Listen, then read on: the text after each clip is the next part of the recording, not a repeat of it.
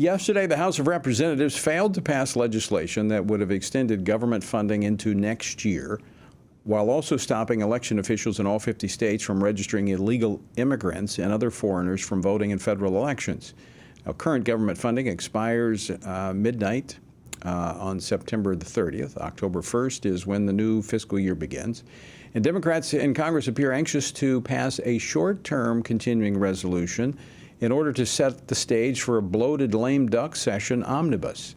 Now, given the stakes, what strategy should conservative members in the House pursue next? Joining me now to discuss this and more, Congressman Greg Murphy. He serves on 3 House committees, including the House Ways and Means Committee. He represents the 3rd Congressional District of North Carolina. Dr. Murphy, welcome back to Washington Watch. Thanks, Tony. Hope you're doing well. Doing good. You voted yesterday in favor of the continuing resolution and the SAVE Act.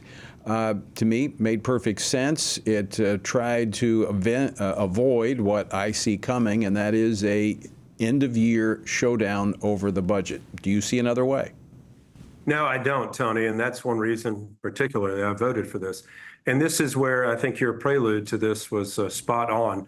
Democrats want to jam us to, at the end of the year, to put a quick package in, a big, huge package with all their woke policies and all the different wish list items that they have, progressive agenda. We have to be strategic about this. And this is where some of my colleagues, sometimes I get a little frustrated with not being strategic about it. I'm not a fan of CRs. I'm not. I don't believe that's any way for our military to predict or do anything of the nature. But I think if we can push into March, hopefully President Trump gets elected and we can actually get back to some real, true fiscal policies. But we can't do this if we're not smart enough. And we're not strategic enough to understand we have to beat the Democrats at their own game.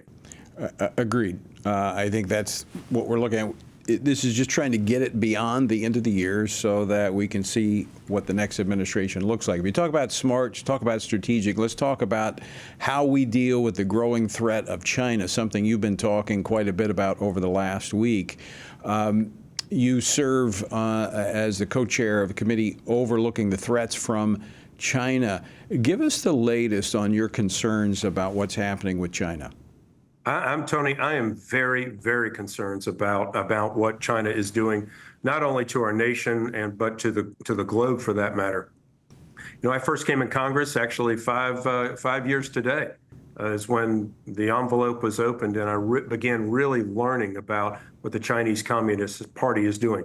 And they're basically trying, and they're very, actually, in somewhat of an outlandish way, they're saying, look, we want world domination. They're doing it economically. They're doing it geographically by the Belt and Road initiatives. They're doing so much to try to get Chinese influence. And sadly enough, we're seeing in the United States in many, many instances where the Chinese, and of course backed by the Chinese Communist Party, are trying to buy out parcel lands next to very sensitive military sites and other types of installations. And so we have to stop that. North Carolina, fortunately, did a state law prohibiting the sale of these lands to anybody associated or Chinese nationals for that matter. But we need to do something nationally to prevent them from buying us out from under our own feet. Why is it so hard for some to see the threat that China poses to the United States and the rest of the world? I mean, it's not like they're hiding this.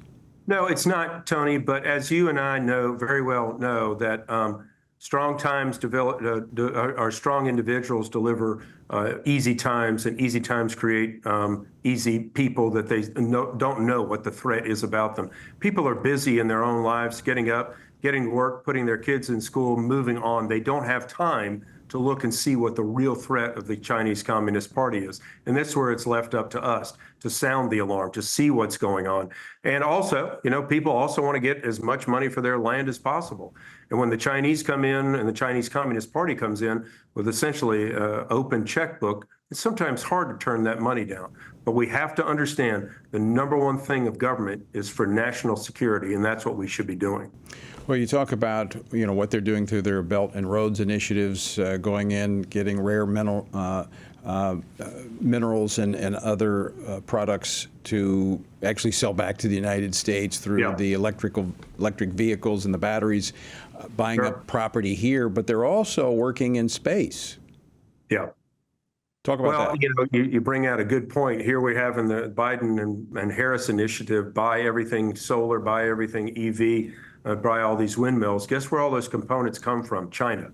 So we're making ourselves dependent upon the very Chinese Communist Party that wants to see our downfall.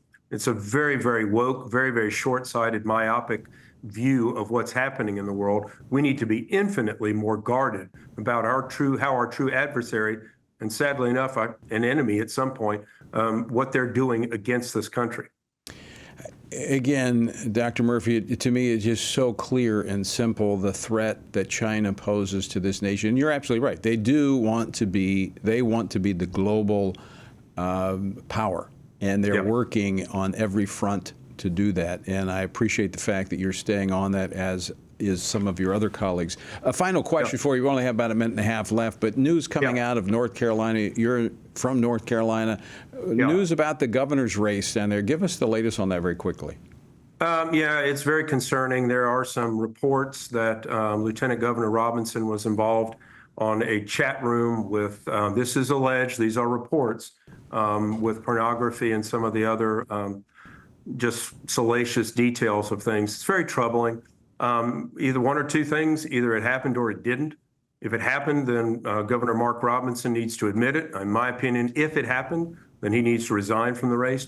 If it didn't happen, then it's pretty sad that Democrats would put such horrible details out.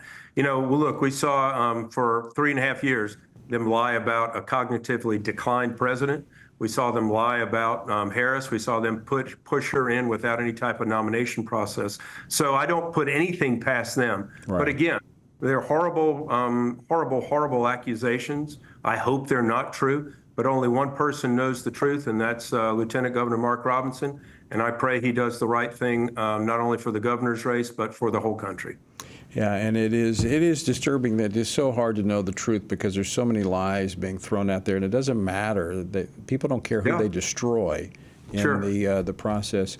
Congressman Murphy, always great to have you on the program. Thanks for joining us. Thanks so much, Tony. God bless. Thank you.